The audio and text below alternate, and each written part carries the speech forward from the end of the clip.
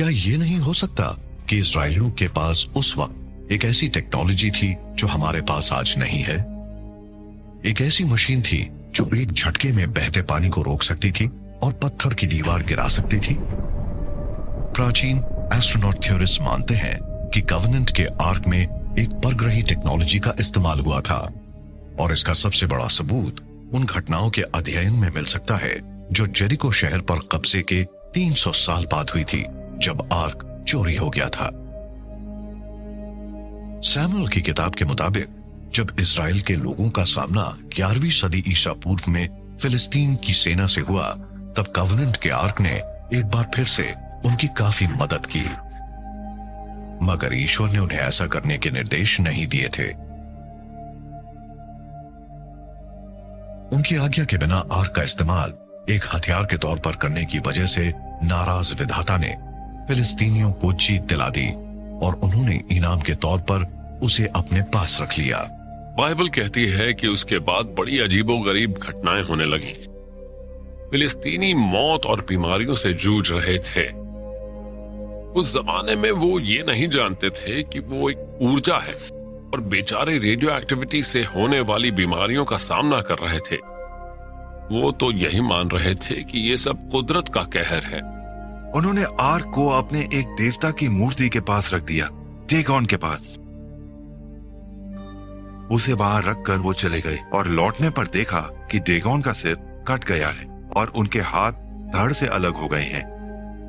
उन्होंने तब कहा कि इसे छुटकारा पाना ही होगा। फिर उन्होंने कवेनेंट के आर्क को एक गाड़ी पर लादा और एक इजरायली गांव बेत शमिश की ओर चल पड़े। जाहिर है सब आर्क को देखने भागे चले आए। बाइबल ये कहती है कि आर्क को देखने के बाद करीब 70 लोगों की मौत हो गई।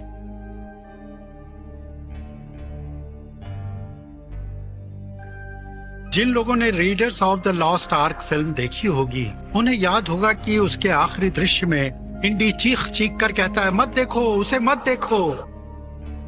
ये कहानी वहीं से आई है। ओल्ड टेस्टामेंट में आर्क की इन विध्वंस शक्तियों के कई और उदाहरण मिलते हैं, और उनसे तो यही लगता है कि वो असल में तबाही का सामान था, जो ईश्वर की इच्छा को नहीं मानने वालों को हमेशा के लिए खत्म कर देता था। जब एक बड़े पादरी एरन के 2 बेटे चढ़ावा चढ़ाने के लिए आगे बढ़े, तब कहते हैं कि आर्क से आग की 2 लपटें निकली और उनके नथुनों में घुस गई, उन्हें अंदर से जला दिया, जबकि बाहर से वो बिल्कुल ठीक नजर आ रहे थे। आग की लपटें अंदर से जला डाला, मगर ईश्वर के बनाए उस यंत्र में ऐसी जानलेवा शक्तियां क्यों थीं? अगर कवेनेंट का आर्क सचमुच दिव्य था, तो उसने उन 2 लोगों पर हमला क्यों किया जो बेचारे चढ़ावा चढ़ाने गए थे? वो जहां भी गया वहां अचानक ही लोगों की मौत होने लगी। मुझे तो लगता है कि वो एक ऐसा बक्सा था जिसके अंदर एक परमाणु हथियार रखा था। उस जमाने के लोग टेक्नोलॉजी के बारे में ज्यादा नहीं जानते थे, इसलिए जब उनके हाथ में एक खतरनाक परमाणु हथियार लगा तो लोग बड़े पैमाने पर मरने लगे। जाहिर है लोग ऐसी मौत को कुदरत का कहर ही कहेंगे, जबकि असल में वो एक परमाणु हथियार का कमाल था, कोई और वजह नहीं थी।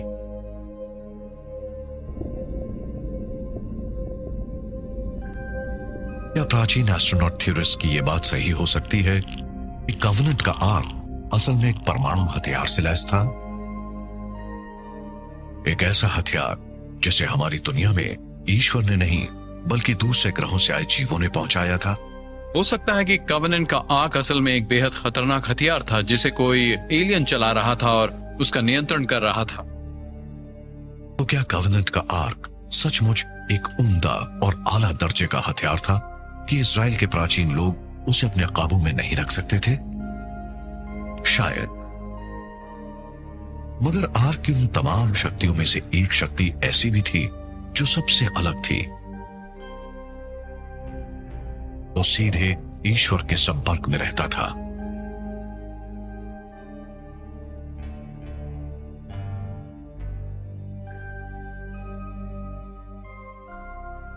Petra Jordan. जबल हारून के शिखर पर एक सफेद गुंबद पहचान है एरन की कब्र की, जो हजरत मूसा के भाई थे। हिब्रू बाइबल के मुताबिक ईश्वर ने ही एरन को इस्राएलियों का पहला मुख्य पादरी चुना था। यह एक ऐसा पद था जो जिम्मेदारियों से भरा था। एरन हजरत मूसा के भाई आम लोगों के प्रीस्ट थे। एरन के बाद उनके ही खानदान के लोग प्रीस्ट बनते गए। उन्हें ही आग को ढोने का जिम्मा दिया गया था और उसकी इबादत के वक्त सिर्फ वही उसके करीब जा सकते थे। उन पादरियों की पोशाक बड़ी ही खूबसूरत थी और साथ ही साथ वो उनकी सुरक्षा का भी साधन थी। वो एक ताज पहनते थे, वो सीने पर कवच पहनते थे, उनका लबादा काफी लंबा होता था। वो अपने शरीर के कुछ खास अंगों को काफी सुरक्षित रखते थे, सिर, सीना, फेफड़े और अपने गुप्त अंगों को। मुख्य पादरी को आर्क के करीब जाने के पहले ये सब पहनना पड़ता था। और हाँ, जब वो आग के करीब जाते तो अपने पैरों में एक रस्सी भी बांध लेते थे। पर क्यों? क्योंकि अगर कोई गड़बड़ हो जाती और आग उन पर हमला कर देता या किसी वजह से उनकी मौत हो जाती तो कोई उनकी लाश लेने उनके करीब नहीं जा पाता, वरना उसका भी वही अंजाम हो सकता था।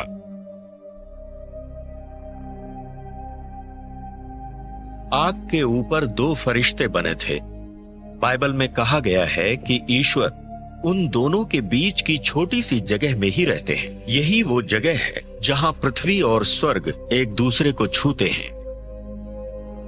आर्क के ढक्कन पर बने दोनों फरिश्तों के बीच की जगह को मर्सी सीट कहते हैं और माना जाता है कि ईश्वर जब लेवाइट पादरी से बात करने आते हैं तब वो उसी सीट पर बैठते हैं। अब सवाल यह है कि क्या इजराइलियों ने सचमुच उन 2 फरिश्तों के बीच किसी अलौकिक शक्ति को देखा था? और अगर देखा था तो क्या वो ईश्वर ही थे या फिर कोई और?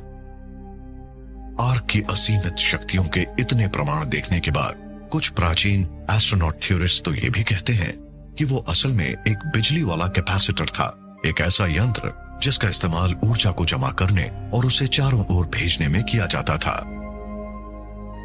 कवनेंट के आग के इतिहास से जुड़ी कुछ कहानियों में यह भी कहा गया है कि उससे चिंगारियां और लपटें निकलती थी और अगर कोई उसे छू लेता तो फौरन उसकी मौत हो जाती थी। उसने कई शहर उजाड़ डाले थे।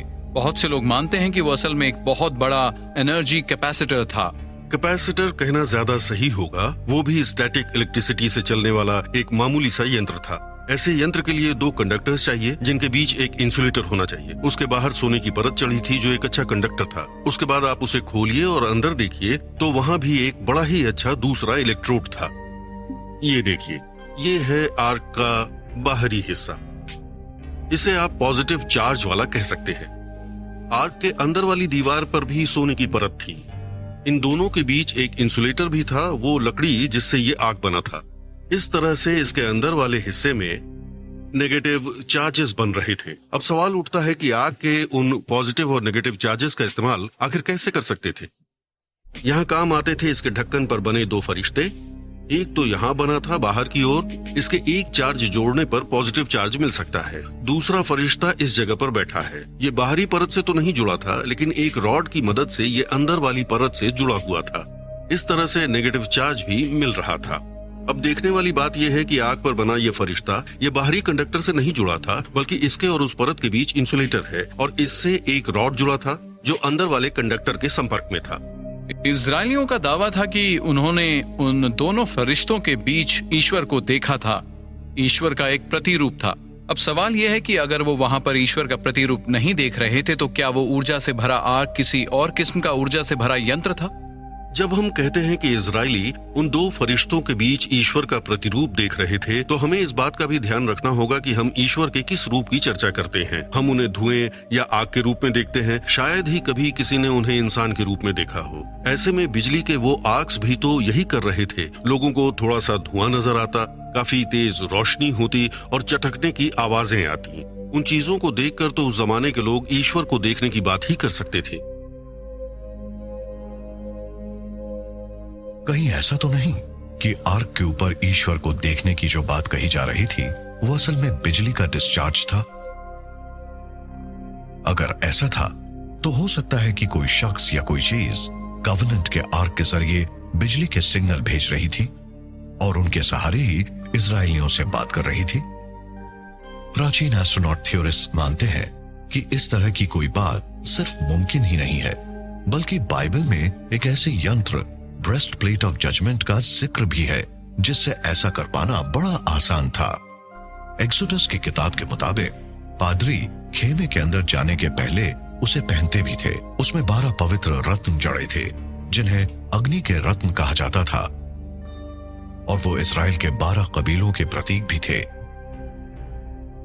इसके अलावा टालमुड नाम के एक और पवित्र लेख में बड़े विस्तार से कहा गया है कि वो रत्न आर्क के जरिए ईश्वर से बातचीत करने में बड़ी अहम भूमिका निभाते थे। पता नहीं कैसे उन फरिश्तों के ऊपरी हिस्सों से एक बड़ी ही अनोखी आवाज निकलती थी। उस तेज गूंजती आवाज से पादरी के ब्रेस्ट प्लेट पर लगे रत्न भी वाइब्रेट करने लगते थे। असल में वो रत्न जगमगाने लगते थे।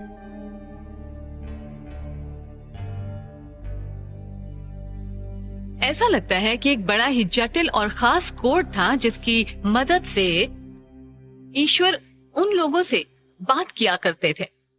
वो शायद एक परग्रही मॉर्स कोड था जिसे कवनेंट के आग के जरिए रिसीव किया जाता था। जेरूसलम 995 ईसा पूर्व। जूडा को आर्क लौटाने के करीब 100 साल बाद राजा डेविड उसे अपनी राजधानी ले आए और उन्होंने आदेश दिया कि उसे रखने के लिए एक विशाल देवालय बनाया जाए। डेविड के बेटे सोलोमन ने जेरूसलम का वो टेम्पल बनवाया और आग को उसके सबसे अंदर वाले भाग होली ऑफ होलीज में रखवा दिया। 1955 ईसा पूर्व में देवालय में रखने के बाद उस रहस्यमय आर्क ने अगले करीब 350 साल तक इजरायलियों की मदद की और फिर अचानक वो इतिहास के पन्नों से गायब हो गया। बुक ऑफ किंग्स में जेरूसलम शहर के विनाश की बात लिखी है, पर उसमें आग की चर्चा नहीं की गई है और ये बात इतिहास के पन्नों से भी गायब हो चुकी है। लेकिन वो कहां गायब हो गया? चोरी हो गया या नष्ट हो गया या फिर उसे कहीं जानबूझकर छिपा दिया गया? बहुत से लोग मानते हैं कि उन्हें इन सवालों का जवाब मालूम है और वो आर्क सिर्फ आज तक मौजूद ही नहीं बल्कि उन्हें पूरा यकीन है एक दिन वो वापस भी आएगा।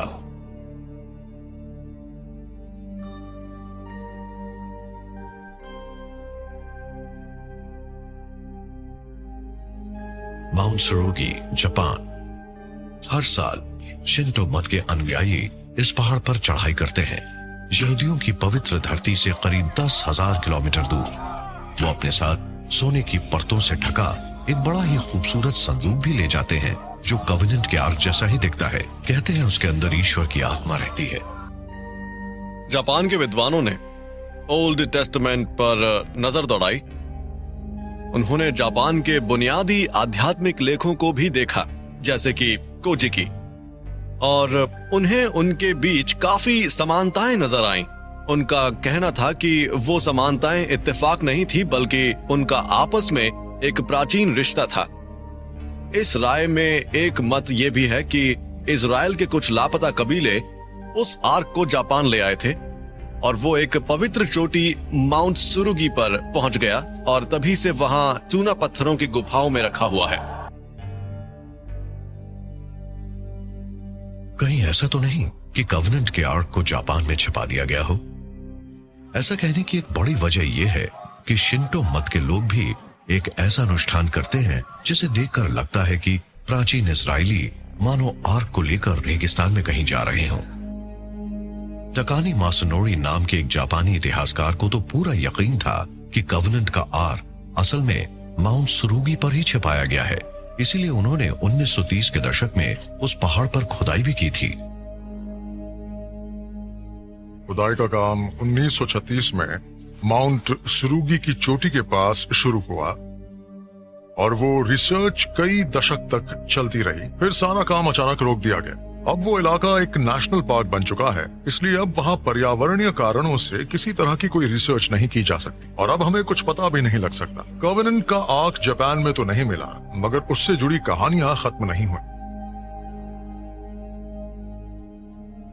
कहीं ऐसा तो नहीं कि इजराइल का एक भटका हुआ कबीला वहां से हजारों किलोमीटर दूर एशिया तक पहुंच गया और वो अपने साथ आर्क को भी जापान ले आया। कई रायों में से यह भी एक राय है।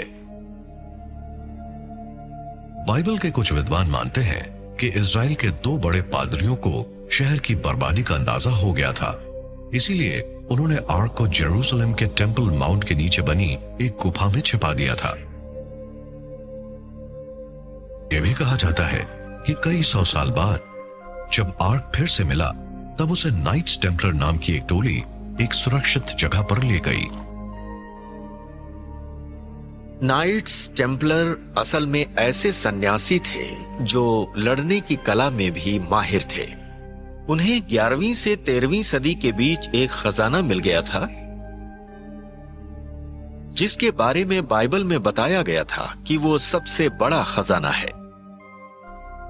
पूरे यूरोप में, खासकर फ्रांस में, इस बात से जुड़ी कई कहानियां हैं कि कॉवेनेंट का आर्क आखिर में फ्रांस पहुंचा था। कुछ कहते हैं कि उसे शॉर्ट कैथीड्रल के अंदर तहखाने में गाड़ा था। कुछ कहते हैं कि उसे लैंग्वेडॉक इलाके में रॉन ले शैटो के करीब गाड़ा था। हम ये जानते हैं कि नाजियों ने उन पहाड़ों पर कॉवेनेंट के आर्क की खोज में काफी खुदाई करवाई थी। मगर बहुत से लोग ये भी कहते हैं कि आर्क का सफर फ्रांस में ही खत्म नहीं हुआ था, बल्कि उसे उत्तर में और दूर तक ले जाया गया। कई साल तक ये अफवाह भी गर्म रहा है कि टेम्पलर के खजाने को टेम्पलर्स फ्रांस के रास्ते ही कहीं और ले गए थे। कहते हैं कि उसे स्कॉटलैंड के रोसलिन चैपल में ले गए थे ताकि उसे सुरक्षित रखा जा सके। तो क्या कॉवेनेंट का आर्क आज भी रोसलिन चैपल के आसपास कहीं छिपा हो सकता है, या फिर कहीं ऐसा तो नहीं कि उसे और दूर उत्तरी अमेरिका ले जाया गया था, जैसा कि कुछ प्राचीन एस्ट्रोनॉट थ्योरिस्ट मानते हैं। उसे वहां जमीन के नीचे छिपा दिया गया। कहीं वो आज भी वहीं तो नहीं है? हो सकता है, मगर कुछ लोग ऐसे भी हैं जो मानते हैं कि आर्क को कहीं छिपाया ही नहीं गया था। उनका दावा है कि उसके बारे में तो हम सदियों से जानते हैं और वो वहीं पर इतने सालों से सुरक्षित भी है। अक्सुम, इथियोपिया, जायन के सेंट मैरी का चर्च। यहां पर एक अकेले रहने वाले संत जो कहीं आ जा भी नहीं सकते थे, उन्हें चर्च की उस सबसे पवित्र संपत्ति की रखवाली का काम सौंपा गया। इस काम के लिए उन्होंने अपना जीवन समर्पित कर दिया और मरते दम तक अपना काम करते भी रहे। वहां एक कैथीड्रल है जिसे हम जायन की सेंट मैरी का कैथीड्रल कहते हैं, और मैंने उस गिरजे की रखवाली करने वाले उस पादरी से बात की और उन्होंने मुझे बताया कि उस गिरजे के अंदर ही असली मूल कवनेंट का आर्क रखा है। पहली बार तो मुझे उनकी बात सच नहीं लगी थी, मगर जब मैंने इस मामले की तह तक जाकर देखा तो पता चला कि इथियोपिया के उस दावे में दम तो है। आप खुद सोचिए ना, इथियोपिया में प्राचीन यहूदी कहां से आ गए? उन्हें देखकर तो यही लगता है कि वो वक्त के एक दौर में जम से गए हैं और वहां इथियोपिया में फंस गए हैं। फिर मुझे आर्क के 3 अलग अलग रखवालों के वारिसों का पता लगा। आर्क की रखवाली का काम शुरू करने के बाद उनकी उम्र कम हो जाती है, जल्द ही उनकी मौत हो जाती है। उनमें से ही एक ने मुझे अपनी आंख दिखाई जिसमें मोतियाबिंद हुआ था, जो उसकी आंख से बाहर आ रहा था। मैंने उनसे पूछा इसकी वजह क्या है। उनका जवाब था कि कोवेनेंट के आग की वजह से ऐसा हो रहा है। उन्होंने बताया कि आग आग से बना है। उनकी बातों में इतना दम था और इतनी सच्चाई थी कि मुझे भी लगने लगा कि जरूर वो चीज इथियोपिया में ही है।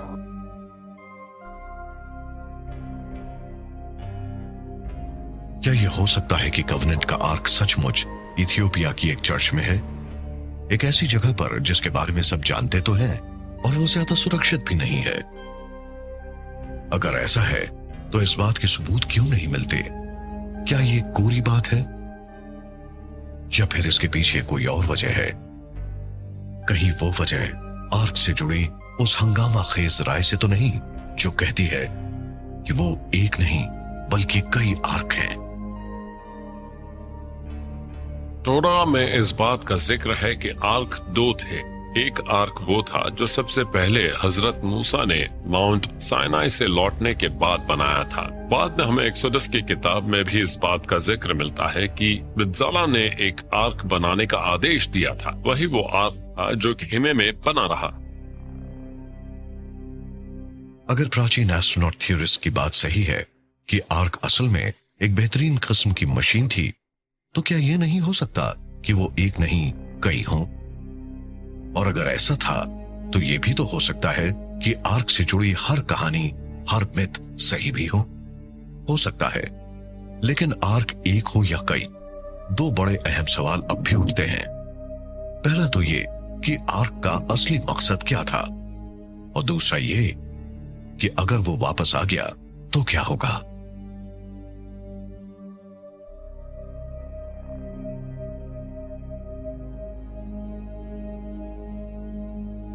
Dome of the Rock, Jerusalem. मुसलमानों का ये इबादत खाना टेंपल माउंट की चोटी पर बना है, जहां कभी सम्राट सोलोमन का देवालय था और कवनेंट का आर्क आखिरी बार वहीं देखा गया था। 1981 में इजराइल के कुछ मजदूरों की एक छोटी सी टोली ने इस विवादों से भरी जगह पर चुपचाप एक सुरंग खोदी थी। अपने आखिरी दिनों में रैबाई गेट्स ने दावा किया था उस बड़े ही गोपनीय और राजनीतिक रूप से बड़े ही संवेदनशील खुदाई का नेतृत्व किया था। इस मामले में एक सबसे बड़ी समस्या यह थी कि वो जगह मुसलमानों के लिए भी बड़ी पाक थी और खुदाई करने वाली टीम को पूरा यकीन था कि कवेनेंट का आर्क उसी जगह पर है। इसीलिए उसने अपनी जान की बाजी भी लगा दी थी ताकि किसी तरह से कवेनेंट का आर्क ढूंढ सके। जब माउंट टापू पर मौजूद अरबों ने नीचे के कुंड से आती आवाजें सुनी तो वो नीचे खुदाई करने वाले लोगों से भिड़ गए और फिर उनके बीच बड़ा फसाद खड़ा हो गया। पुलिस ने बीच बचाव किया और उसने सुरंग फिर से बंद करवा दी। अपने आखिरी दिनों में वेस्टर्न वॉल के मुख्य रैबाई कि वो कवेनेंट के असली आर्क को ढूंढने से सिर्फ 15 मीटर दूर रह गए थे। लेकिन क्या उनका यह सनसनीखेज दावा सही हो सकता था? यह भी तो हो सकता है कि आर्क आज भी वहीं पर हो जहां हजारों साल पहले था, यहूदियों के सबसे पवित्र देवालय में, दुनिया की सबसे पवित्र जगह पर। प्राचीन एस्ट्रोनॉट थ्योरिस्ट मानते हैं कि हां, ऐसा हो सकता है। सबूत के तौर पर वो हाल ही में माउंट पर नजर आने वाली एक अजीबोगरीब घटना की ओर इशारा करते हैं। 2011 में जेरूसलम के डोम ऑफ द रॉक पर एक यूएफओ के दिखने की बात कही जा रही थी। बहुत से लोगों ने इसे झूठ कहा, बहुत से लोगों ने कहा कि ये छलावा है, मगर यह सच है कि बहुत से लोगों ने टेंपल माउंट पर रोशनी का एक गोला उतरते देखा।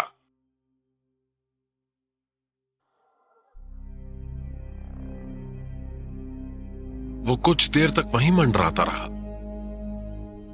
मगर कुछ देर बाद वो तेज रोशनी अचानक ही गायब हो गई और फिर वो वापस आसमान में लौट गई।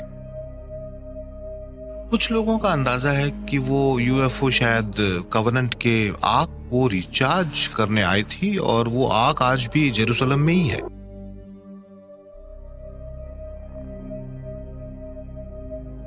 क्या उस खास जगह पर उस उड़न तश्तरी का नजर आना महज इत्तेफाक था, या फिर कहीं प्राचीन एस्ट्रोनॉट थ्योरिस्ट की यह बात सच तो नहीं कि यह आर्क से जुड़ी उन घटनाओं की शुरुआत भर है जिनसे एक प्राचीन भविष्यवाणी सच होने वाली है। ज़करिया की किताब में एक बड़ी ही अनोखी भविष्यवाणी की गई है जिसमें कहा गया है कि जेरूसलम में बहुत बड़ा विनाशकारी भूकंप आएगा। उससे माउंट ऑफ ऑलिव्स फट जाएगा। कहा गया है कि वो भूकंप आवाज की तेज गूंज से पैदा होगा और वो आवाज आएगी जमीन के नीचे से। फिर उस जमीन के अंदर की वो शक्तियां उस खाई से आर्क के साथ बाहर आएंगी। उसके बाद दो बातें कही जाने लगी। पहली तो ये कि आर्क वापस आएगा और दूसरी ये कि मसीहा का जन्म होगा। दुनिया के 3 बड़े धर्म कहते हैं कि जब कयामत करीब होगी तब एक मसीहा आएगा। हमें यह भी बताया गया है कि कवेनेंट के आर्क पर बने फरिश्ते ही उसे पृथ्वी पर वापस लाएंगे। तो क्या टेंपल माउंट पर नजर आने वाली रोशनी इस बात का संकेत है कि परग्रहियों ने आर्क में नई जान डालना शुरू कर दिया है? और अगर यह सच है तो क्या हम जल्दी ही उस प्राचीन स्मृति चिन्ह को फिर से देख पाएंगे और उसकी विनाशक शक्तियों को दोबारा महसूस कर पाएंगे? अगर वो मशीन फिर से हमें मिल जाए तो इसमें कोई शक नहीं कि वो मानव इतिहास को हमेशा के लिए बदल देगी, क्योंकि उसने पहले भी मानव इतिहास का रुख बदल दिया था। अगर हमने आग को ढूंढ लिया और वो हमें फिर से मिल गया तो हो सकता है कि हम उसकी टेक्नोलॉजी को समझकर उसका इस्तेमाल कर सकें और शायद उससे भी जुड़ सकें जिसने उसे बनाया है। अगर वो सचमुच परग्रही है तो फिर इस बात की पूरी गारंटी है कि हम उनसे सीधा फोन पर बातचीत कर सकें। एक संस्कृति के तौर पर, एक प्रजाति के तौर पर हम अपनी ज्यादातर टेक्नोलॉजी का इस्तेमाल तो सिर्फ जंग के लिए ही कर रहे हैं। हम आज 3 साल के बच्चे के हाथों में भरी हुई बंदूक थमा देते हैं। हमारे पास आज जो टेक्नोलॉजी है उसका पूरा फायदा हम नहीं उठा पा रहे हैं, इसलिए अच्छा है कि वो छिपी हुई है। क्या ऐसा हो सकता है कि कवेनेंट का आर्क असल में दुनिया का सबसे अहम गुमशुदा स्मृति चिन्ह हो, जो परग्रहियों से हमारी एक प्राचीन मुठभेड़ का सबसे बड़ा सबूत भी हो? अगर ऐसा है तो वो क्या था? एक बेहद खतरनाक हथियार, बातचीत करने का एक यंत्र, या परमाणु ऊर्जा का स्रोत, या वो बिल्कुल एक अलग ही चीज थी, एक ऐसी चीज जिसकी हम कल्पना भी नहीं कर सकते? अगर वो मिल जाता है तो क्या वो मानव जाति के विध्वंस का साधन बनेगा या हमें अपने परग्रही पूर्वजों से मिलवाएगा? कुछ भी हो, एक बात तो तय है, आर्क की खोज चलती रहेगी।